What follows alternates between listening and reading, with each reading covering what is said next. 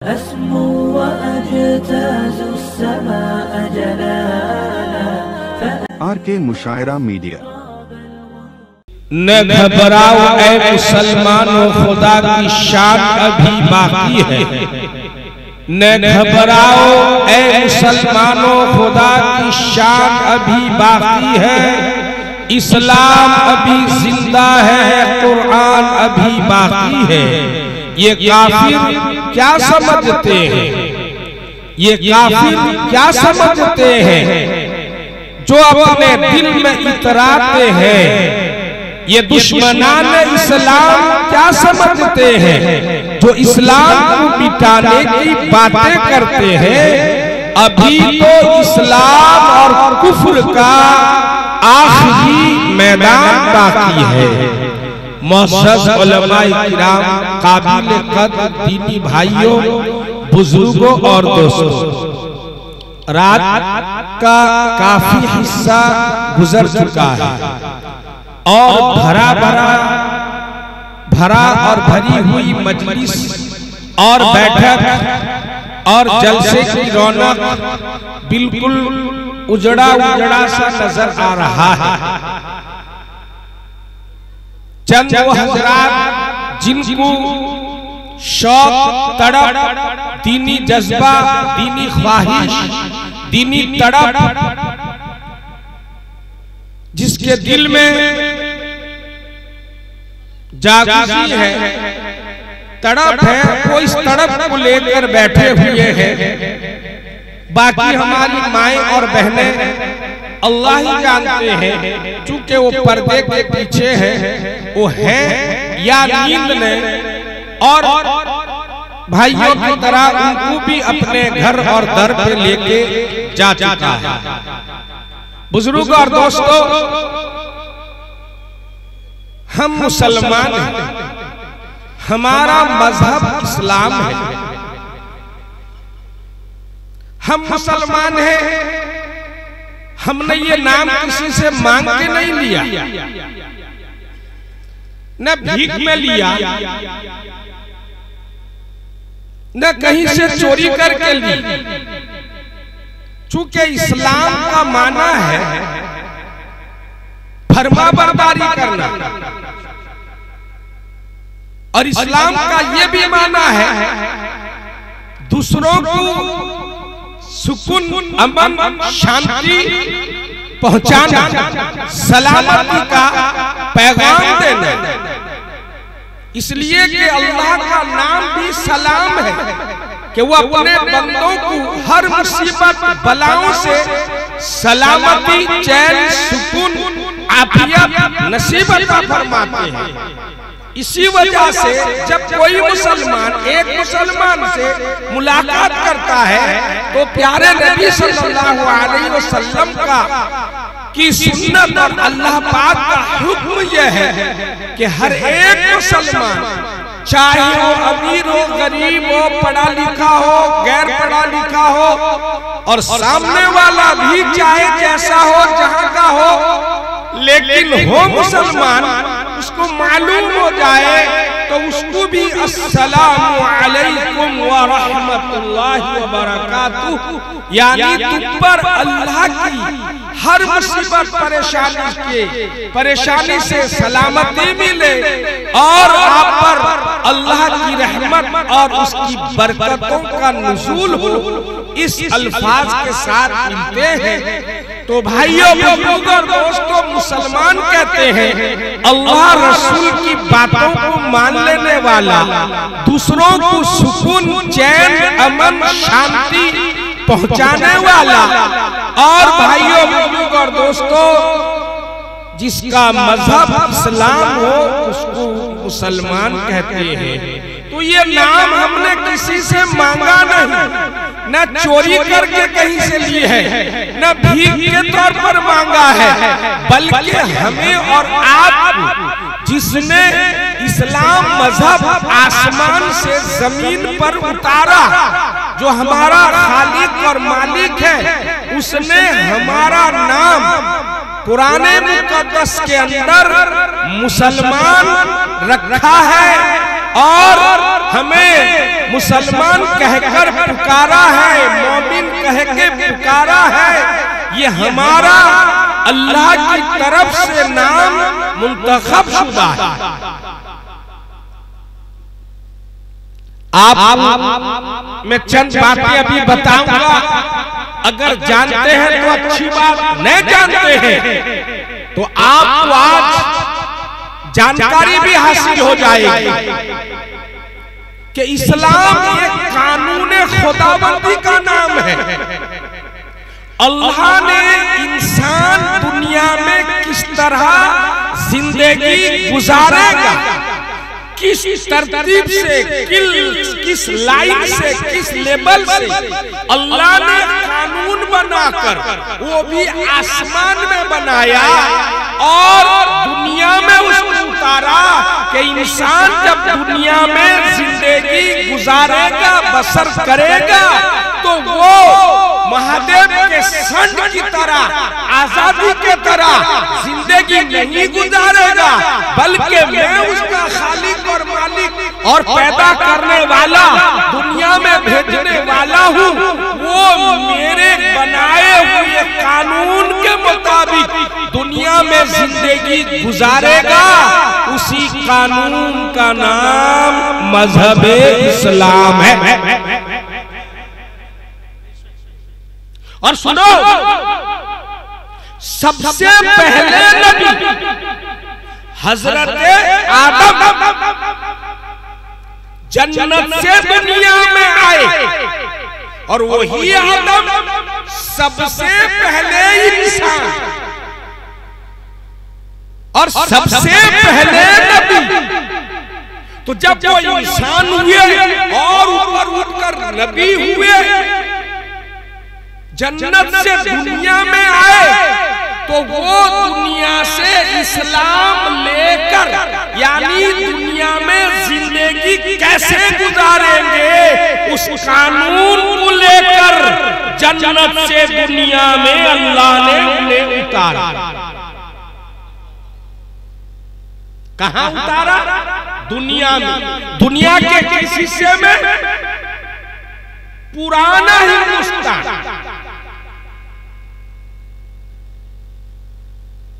पहले का हिंदुस्तान, जिसको श्रीलंका कहा जाता था, वो हिंदुस्तान में शामिल था। और उसके इलाके में एक सरनदीप, एक जगह का नाम है जहां हजरत आदम अलैहिस्सलाम को अल्लाह ने जन्नत से उतारा। आदम आए, इस्लाम आया,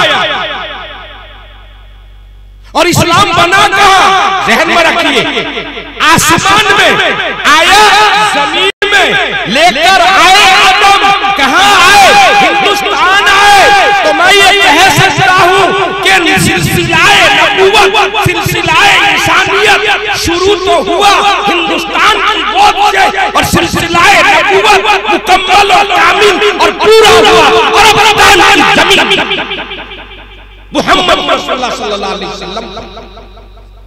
चूंकि पहले नबी हिंदुस्तान में आए हजरत आदम, और आखिरी नबी आए जनाब मोहम्मद रसूलुल्लाह सल्लल्लाहु अलैहि वसल्लम। वो कहाँ आए? अरबस्तान में आए, मक्का में आए। तो हम ये कह सकते हैं सिलसिलाए नबूवत अल्लाह ने हिंदुस्तान की जमीन से शुरू करके उसको मुकम्मल और खत्म किया अरबस्तान की जमीन। और ये भी कहेंगे हम कि इस्लाम सबसे पहले कहाँ आया? हिंदुस्तान में। जब इंसान पहले हिंदुस्तान में आया, नबी के पहले हिंदुस्तान में आए, तो वो जिस कानून के दायरे में, माहौल में, बाउंड्री में, तहत में चलेंगे, जिसको कानून खुदाबंदी इस्लाम मजहब कहा जाता है, वो भी हिंदुस्तान में आया। और हम ये कह सकते हैं कि सिलसिलाए इस्लाम, अल्लाह का मजहब, कानून सबसे पहले हिंदुस्तान में आया और पूरा हुआ, मुकम्मल हुआ, अकमल हुआ वो अरबस्तान, सरजमीन अरबस्तान। मेरे भाई और दोस्तों, जब ये हमारा मजहब मजहब इस्लाम आसमानी हुआ, सारी दुनिया के मज़ाहिब अदियान यानी दीन ये सब जमीन में बने हैं। इसलिए हर मजहब वाले का अलग अलग नजरिया, अलग अलग ख्यालात, अलग अलग तसव्वुरात, अलग अलग रस्म रिवाज, अलग अलग इबादत के तरीके, अलग अलग रहन सहन, अलग अलग हर एक। मगर जो असली इस्लाम है वो एक है, अल्लाह एक है। आदम ने भी कहा और प्यारे नबी सल्लल्लाहु अलैहि वसल्लम तक सारे नबियों ने कहा कि वो किसी से पैदा हुआ नहीं, उसको किसी ने पैदा किया नहीं, उसके भाई नहीं, उसके बहन नहीं, वो कब से है, उसका इब्तिदा और फास्टिंग नहीं और कब तक रहेगा, उसकी इंतहा और लास्टिंग नहीं, वो किस शक्ल सूरत का है। जो आदम ने कहा वही सारे नबियों ने कहा। और सुनो मेरे भाइयों बुजुर्ग और दोस्तों, वो जात है जिसने पूरी कायनात को तन्हे तन्हा अकेला अपनी मर्जी से पैदा किया, मर्जी से चला रहा है और अपनी मर्जी के मुताबिक खत्म करेगा। यही बात सारे नबियों ने कहा। तो भाइयों, इस्लाम जब आसमानी मजहब हो गया, बात आपके समझ में आ गई। और इस्लाम को बनाने वाला वो कायनात का खालिक और मालिक है। तो इन ऐरे गैरे नत्तू खैरे की क्या हैसियत कि जो दीन अल्लाह ने आसमान में तैयार करके जमीन में भेजा, उस दीन में रद्दो बदल कर दे, चेंजिंग कर दे। हो सकता है? हो नहीं सकता। सुनो, दुनिया में जितने भी मजहब हैं, सारे मजहब से इस्लाम मजहब सबसे बैनुल अक़वामी मजहब और सबसे मेरे दोस्तों इंटरनेशनल मजहब। इसलिए कि मजहब इस्लाम सबसे अकमल, सबसे अजमल, सबसे असहल, यानी मजहब इस्लाम सबसे अकमल ये है, यानी पूरा पूरा इस मजहब में नाखून काटने से लेकर, नाखून रखने से लेकर, बाल रखने तक, इंसान की पैदाइश से लेकर मरते दम तक, खुशी में गम में, इसके जिस्म के हर चीज के रखने और संवारने, खुशी में गम में, मेरे दोस्तों किस तरह से जिंदगी गुजारा जाए, जर्रा जर्रे का तरीका इस मजहब के अंदर मौजूद है। हत्ता के बैतुल खला, बाथरूम कहिए, लेटरिन कहिए, टॉयलेट कहिए, जो कहते हैं कहिए, जहां इंसान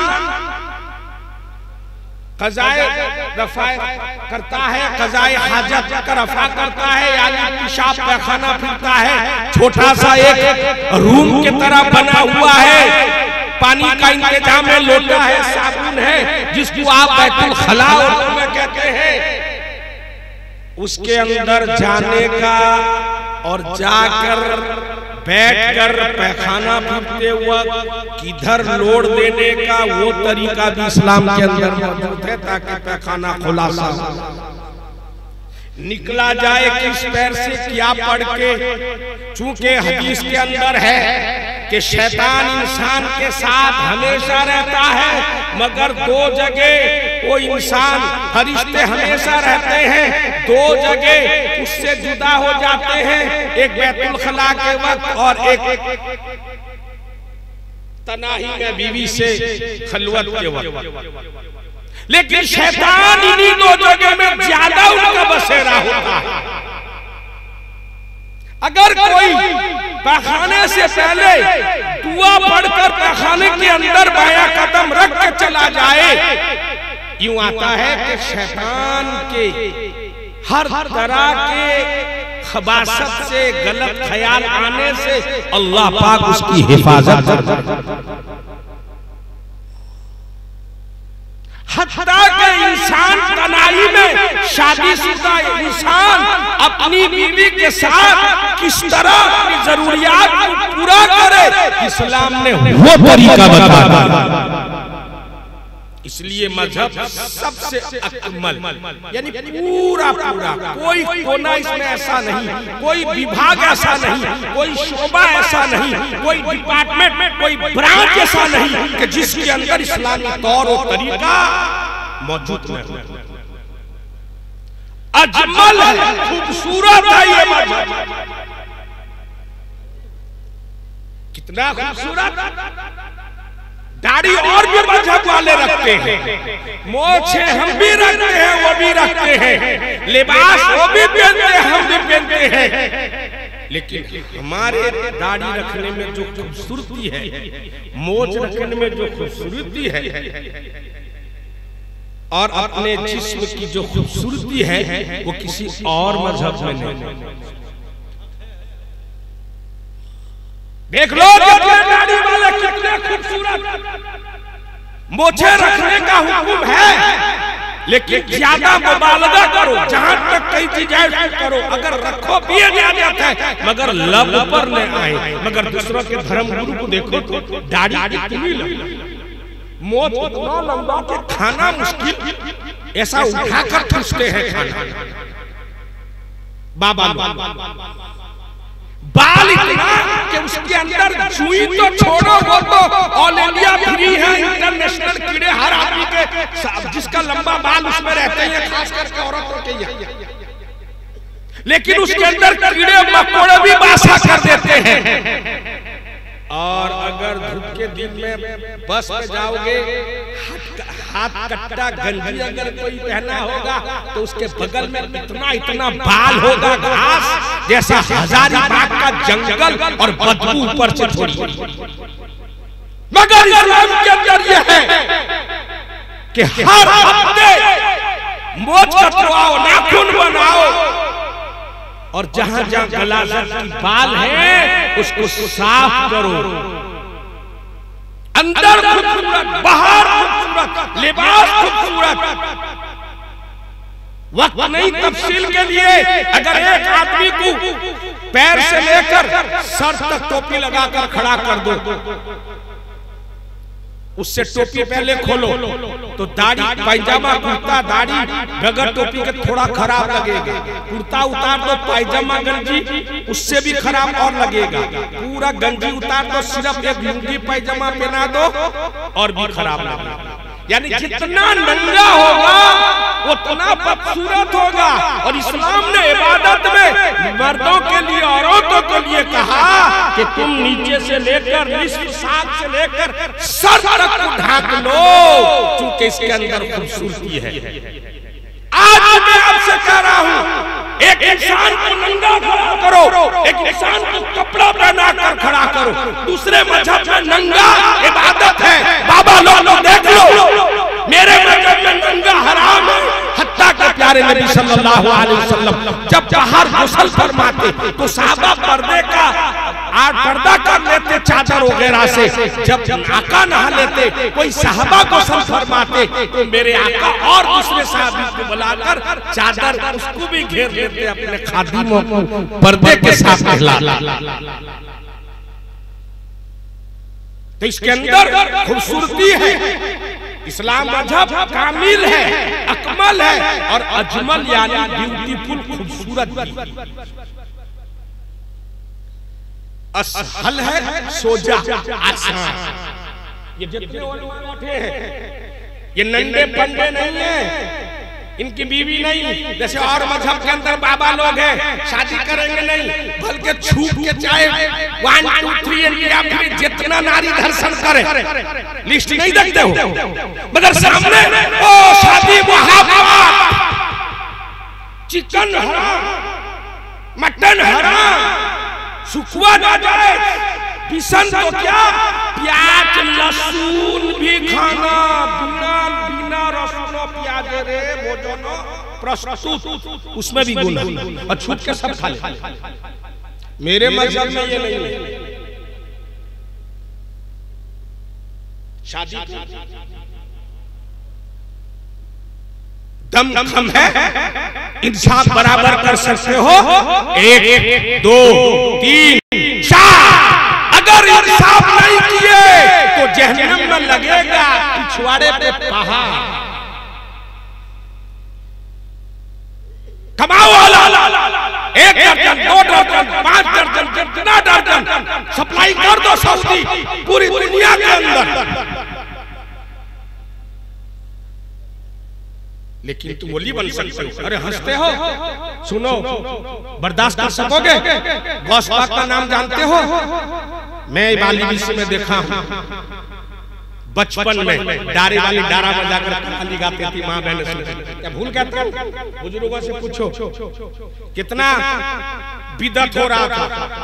अल्लाह हज़रत मौलाना अब्बास साहब कासमी रहमतुल्लाह अलैह, दीगर उलमा दावत और तबलीग और बुजुर्गान दीन हज़रत मौलाना असद मदनी रहमतुल्लाह अलैह और दीगर मदनी खानदान और अल्लाह वाले इस कस्बे में आए तो अल्लाह के करम से फजल से चला गया। गौस पाक का सब फातिया 11 करते थे कि नहीं? अभी भी होता है। सुनो ताज भाई, गौस पाक के 4 बीवी, नोट करो, 49 बेटा बेटी, कितना? 20 लड़के 29 लड़कियां, 50 को 1 कम 49। और कौन थे? वक्त के आलिम, मुहक्किक, मुदब्बिर, क्या अल्फाज आपको मैं कहूं। और तमाम हम अहले सुन्नत वल जमात का इस पर इत्तेफाक है, जिस तरह प्यारे नबी सैयदुल अंबिया वल मुरसलीन है, ताजुल अंबिया है, नबियों के ताज है और सबके सरदार है हजरत गौस पाक, कुतुबे सुभानी, महबूबे सुभानी, कुतुबे रब्बानी हजरत अब्दुल कादिर जिलानी, गौस पाक रहमतुल्लाह अलैह, सारे वलियों में सबसे बड़े वली। 4 बीवी 49 बेटा बेटे। इस्लाम आसान नहीं है। तुम्हारा दमखम है कि 4 बीवी में 49 बेटा बेटी, क्या 2 करके 8 पैदा कर दोगे? मुश्किल पड़े। तुम्हारा नमाज रोजा कहाँ होगा? देखो अल्लाह के वली कैसे वली, कैसे वली, ताज्जुब करोगे, तुम्हें यकीन नहीं होगा। 1 साल खाते थे, 1 साल पीते नहीं थे, 1 साल न खाते थे न पीते थे। अल्लाह मुजाहिदा करता है। कपड़ा खोल कर गरम बालू ऋषि का जैसा बालू है, बालू ऋषि, अभी पैसा बेसी, पहले बालू बहुत था। मेरे बचपन में नदी के पार में चल चल के पैर फंसता था, अभी पैसा बेसी। अल्हम्दुलिल्लाह, अल्लाह और देखो कोई बात नहीं। तो बालू में गर्मी में कपड़ा खोल के लेट जाते थे और अपने नफ्स कहते थे, अब्दुल कादिर इस गर्मी को अगर तू बर्दाश्त नहीं करेगा तो दोज़ख के गर्मी को कैसे बर्दाश्त? मुजाहिद कहते थे मेरे भाई, हालांकि कितना बड़ा दर्जा था उनका।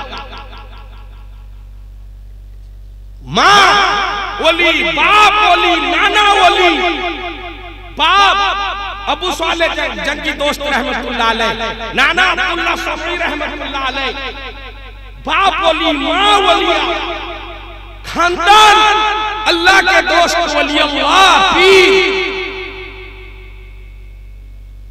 लेकिन इतना आसान मजहब, शादी करो, कोई फर्क तुम्हारी वलायत अल्लाह से कनेक्शन में नहीं। तो इस्लाम असहल, हर आदमी शादी करे, कमाए, कजाए, दुनिया कमाए, मना नहीं, अच्छा खाए, अच्छा पहने, मगर हलाल, मगर हलाल। अगर इमाम को गुस्ल की जरूरत पड़ जाए तो मस्जिद में आ नहीं सकता। अगर एक काफिर पाक हो तो मस्जिद आ सकता है। इतना आसान मजहब। एक मुसलमान हिंदू भाई का झूठा शर्त यह है कि वो शराब और नापाक चीज फौरन न पिया हो।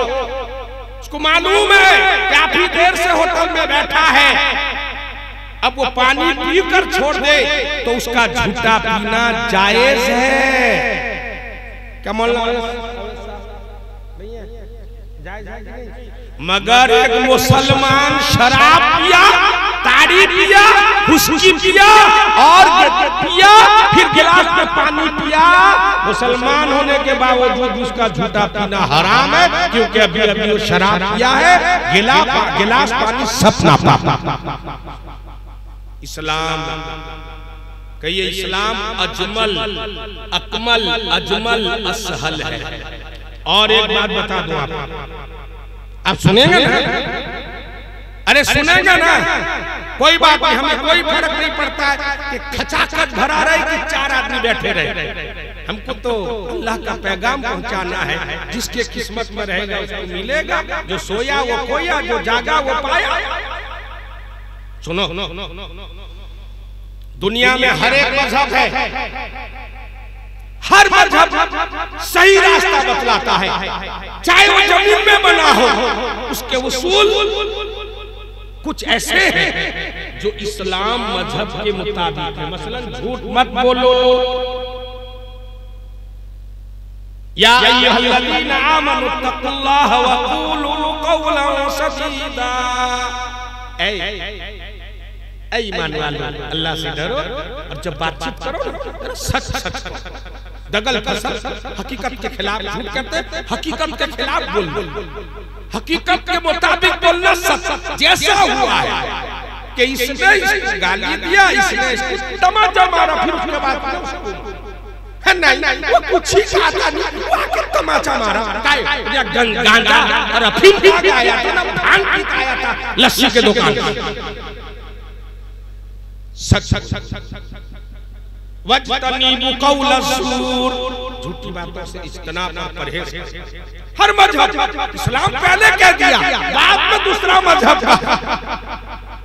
नारी धर्षण, जिना, चोरी, डकैती, बेगर, कसूर के किसी पर जुल्म, गाली, किसी की बेइज्जती,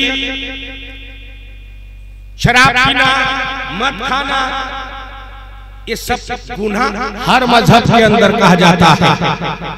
लेकिन इस्लाम भी कहता है, मगर उस गुनाह से किस तरह इंसान उस दलदल से, उस पाप से, उस गुनाह से अपने आप को जुदा करेगा, बचाएगा।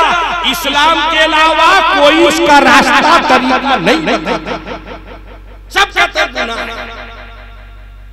आग लग जाए सब कहेंगे वो आग लग गई, आग लग गई, वो निकला आग लग गई, आग लग गई, वो निकला आग लग गई। मगर समझदार लोग होते हैं जो वो आग लग गई सिर्फ नहीं कहते, बल्कि बाल्टी से पानी लेकर डालते हैं कि आग लग गई। आग लग गई कहने से आग नहीं बुझेगी, पानी डालने से आग बुझेगी। तो इस्लाम खाली गुनाह, ये गुनाह वो गुनाह नहीं और मजहब के तरह, बल्कि गुनाह के दलदल से, दलदल माने पक, उससे आदमी डूब के मर न जाए, उससे कैसे बचेगा उसका तरीका बताता है। एक मुसलमान प्यारे नबी सल्लल्लाहु अलैहि वसल्लम के दरबार में हाजिर हुआ। क्या कहा? या रसूल अल्लाह, मेरे अंदर झूठ बोलना, चोरी करना, जिना करना और शराब पीना, ये 4 आदत है, मगर मैं एक साथ 4 छोड़ दूं। कोई ऐसा नुस्खा, कोई ऐसा तरीका मुझे बता दीजिए कि जिसकी वजह से मेरे सारे गुनाहों से दूरी मुझे हो जाए। प्यारे नबी सल्लल्लाहु अलैहि वसल्लम फरमाया, इधर बढ़, इधर आ, हाथ से हाथ रखा, कहा कि बेटा वादा कर, झूठ नहीं बोलेगा। बस तीनों को छोड़ दिया, जो आसान था उसको लिया। उसने कहा ये सस्ता सुंदर मजबूत, हल्दी पड़े ना फिटकिरी पर रंग हो जाए चोखा, ये तो बहुत आसान है, सच बोल लूंगा, इसमें क्या तकलीफ है। कुछ हो जाता शराब कर लूंगा, चोरी कर लूंगा, जिना कर लूंगा, मगर सच बोलूंगा। ठीक वादा किया, कभी और नहीं।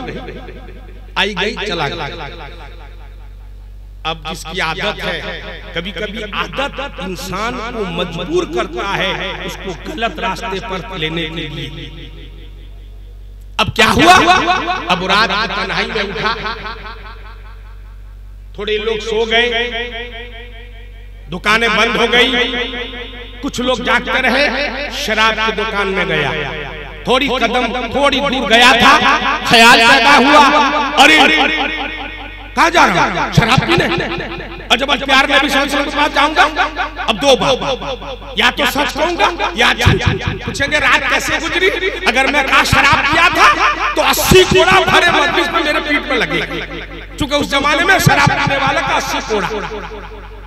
और अगर झूठ बोलूंगा तो प्यारे नबी से वादा के खिलाफ ही करूंगा, नहीं रे बाबा हम आज शराब नहीं पिएंगे, भागा। जब और रात गुजर गई, लोग खराटा लेने लगे, आधी रात हो गई, चलो भाई जरा कहीं देखे कि कोट वाला चोरी चपाटी जरा कर ले, माल आ जाए, कल खर्चा क्या होगा।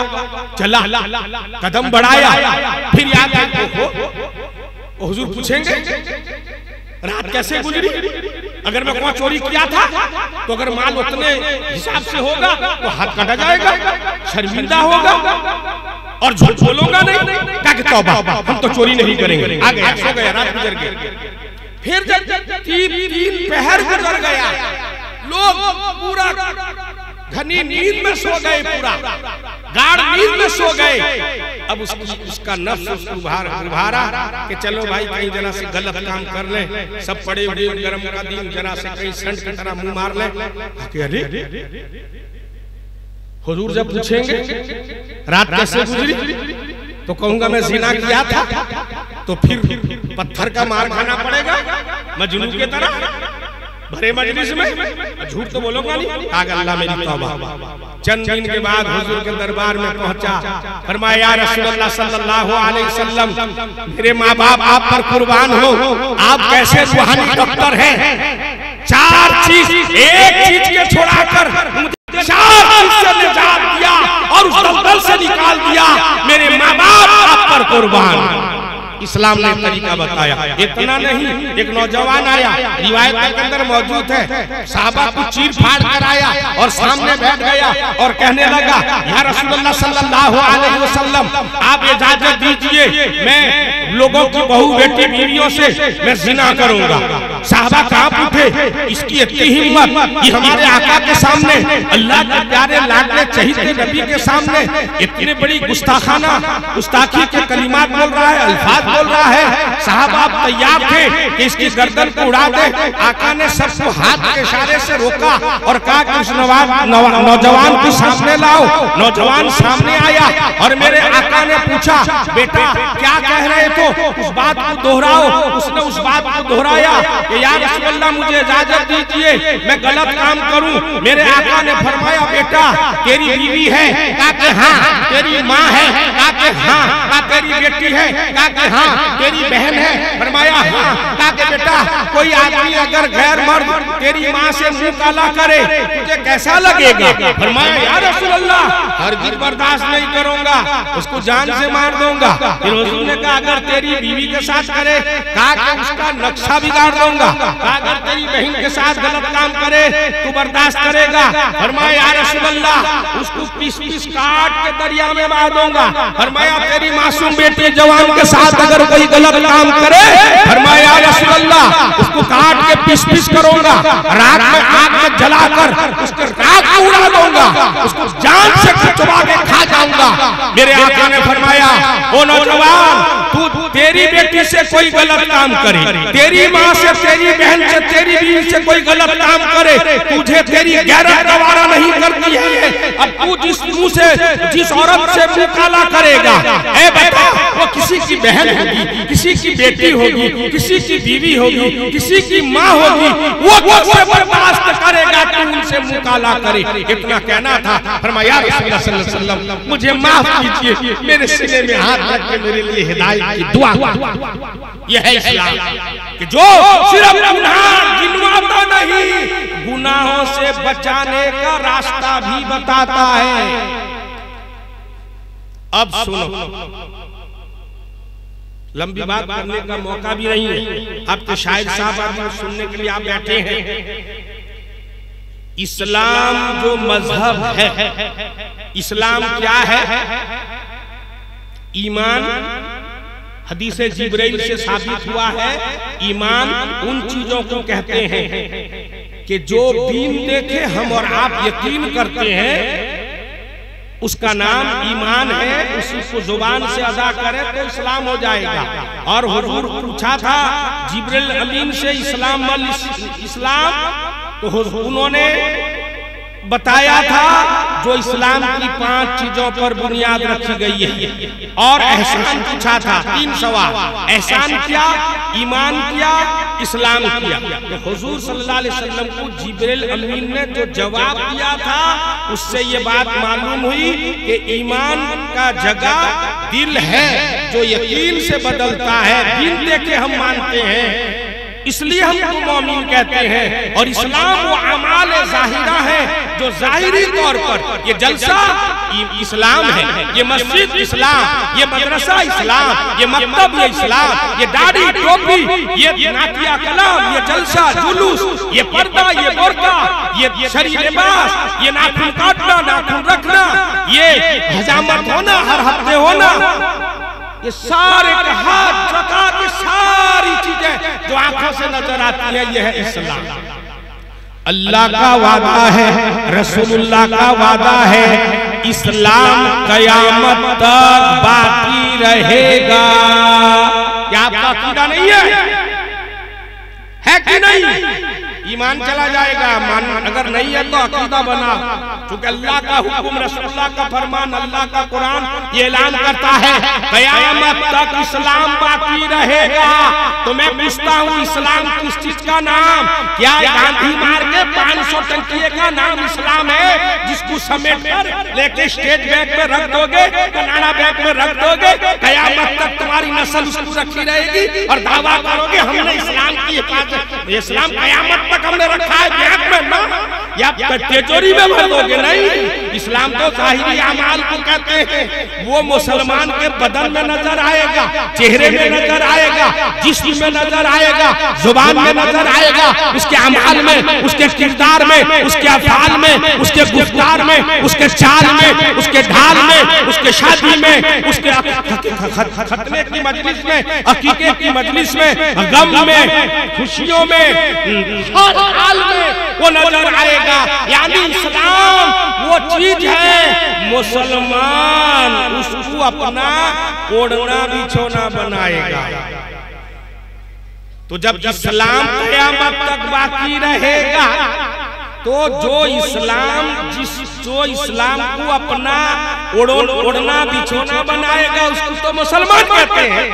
तो इस्लाम बाकी रहेगा मतलब यह है जो इस्लाम को लेके चलेगा जिसको मुसलमान कहते हैं वो भी क़यामत तक बाकी रहेगा इंशाअल्लाह। इस्लाम, कुरान, ईमान और मुसलमान और मोमिन और मदरसा, मकतब और मस्जिद खुदा की कसम क़यामत तक बाकी रहेंगे।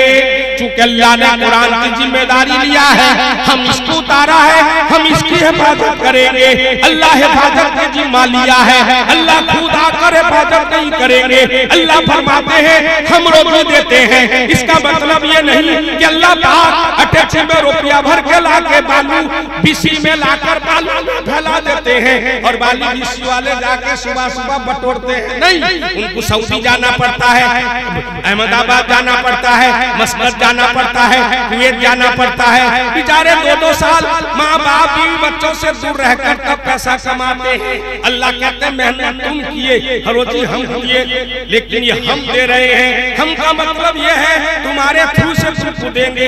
अल्लाह फरमाते हम मारते हैं, अल्लाह खुद आके किसी के पेट में चाकू नहीं घोंपते बल्कि एक्सीडेंट से मौत देते हैं और कभी कभी और किसी असबाब और जराए से मौत देते हैं, मगर दावा करते हैं हम मारते हैं, जिलाते हैं, देते हैं, औलाद देते हैं। तो आसमान से लाकर या हाथ में कहते हैं कि ले ले बेटा, ले ले बेटी, नहीं, उसके लिए शादी, उसके बाद घर आबादी, खाना आबादी, ये सारी चीजें होने के बाद अल्लाह की मर्जी अगर मशीयत शामिल हाल रहे तो औलाद वजूद में आती है, अगर न रहे तो आज तक मेरी माँ बहनें, मेरे बुजुर्ग नौजवान बेगर औलाद से बैठे हुए हैं। तो मतलब यह है अल्लाह कुरान की हिफाजत करेंगे, इसका मतलब मतलब यह है मदरसे के थ्रू से होगा, मकतब के थ्रू से होगा, मुअल्लिम और मुताल्लिम इन मासूम बच्चों के जरिए से होगा। मेरे दोस्तों, इस्लाम कयामत तक रहेगा, माने मुसलमान कयामत तक रहेंगे, क्योंकि इस्लाम इनके जिस्म में जाहिर होगा। खुदा की कसम, पूरी दुनिया की ताकत एक तरफ हो जाए, अरे हिंदुस्तान की हुकूमत तो क्या, एशिया महादेश की हुकूमत तो क्या, पूरी दुनिया की बातिल हुकूमत एक प्लेटफार्म पर आ जाए और वे मंसूबा बंदी करे कि दुनिया से इस्लाम को मिटा देंगे, कुरान को मिटा देंगे, मदरसे को मिटा देंगे, मकतब को मिटा देंगे, मुसलमान को मिटा देंगे। खुदा की कसम, मेरा यह अकीदा है, आपका अकीदा होना चाहिए। सूरज पूरब से नहीं पश्चिम से निकल सकता है मेरे दोस्तों, पूरब से नहीं पश्चिम से निकल सकता है, उत्तर से दक्षिण से निकल सकता है, लेकिन ऐसा नहीं होगा कि कयामत तक ये मुसलमान जिसके रहने का कुरान इस्लाम रहने का अल्लाह रसूल ने वादा किया है, दुनिया की कोई ताकत खत्म कर दे। खुदा की कसम, दुनिया की कोई ताकत न मुसलमान को खत्म कर सकेगी, न इस्लाम को मिटा सकेगी, न कुरान को दबा मिटा सकेगी, न मदरसा, न मस्जिद, न मकतब। ले जाओ टुकड़ा, ले जाओ ज़कात में, ले जाओ जबरदस्त, ले जाओ खैरात में, मार डालो थोड़ा, काट डालो थोड़ा जो इस तरीके से मिटा दो, चटाई पिटाई रगड़ार कर दो, लेकिन कुल्ली तौर पर न मुसलमान कयामत से पहले खत्म हो सकते हैं, न कुरान, न इस्लाम, न मेरे दोस्तों मकतब, न मदरसा, न पढ़ने पढ़ाने वाले जो दीन इस्लाम को अपना मजहब इस्लाम उड़ना बिछोना समझकर जिंदगी में उतारने वाले। खुदा की कसम, कयामत तक बाकी रहेंगे।